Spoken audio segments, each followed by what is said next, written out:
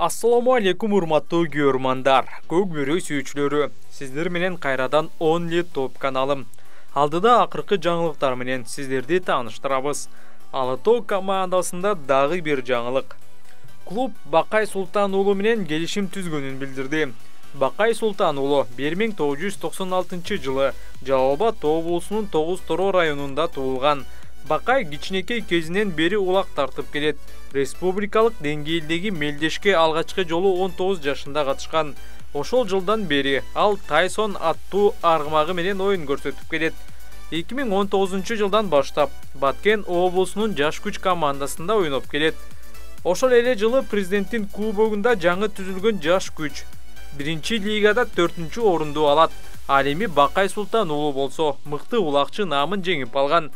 Мындан тышкары ошол эле 2019 жылы өлкөнүн Көкбөрү федерациясынын сыйлыгына татыктуу болуп, Бакай жылдын ачылышы деген номинациясынын жеңүүчүсү болгон.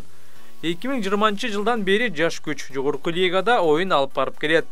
Ал эми Тайсон аргымагы 10 жашта, позициясы жекеме-жеке.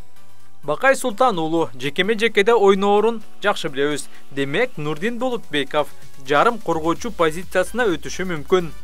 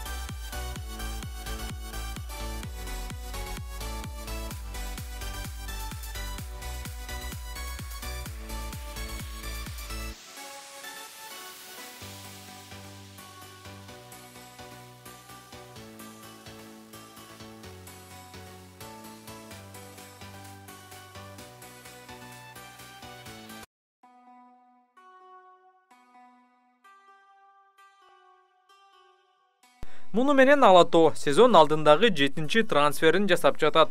Буга чейин Нурдин Болотбеков, Элдияр Жеңишбеков, Жаныш Конушбаев, Тынчтык Окенов, Бауш Султанбеков жана Тилек Айып уулу команданын катарын толуктаган.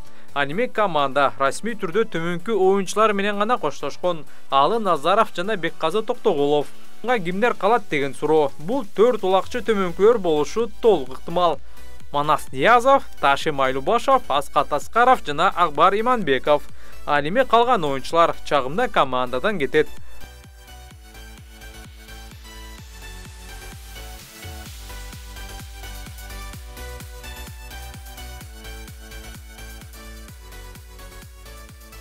Урматтуу көрөрмандар, Алатоо дагы күчтөнөт деп ойлойсуздарбы? Же ушул курам эле чемпион болууга жетиштүүбү? Оюңузду комментарийге жазып калтырыңыз.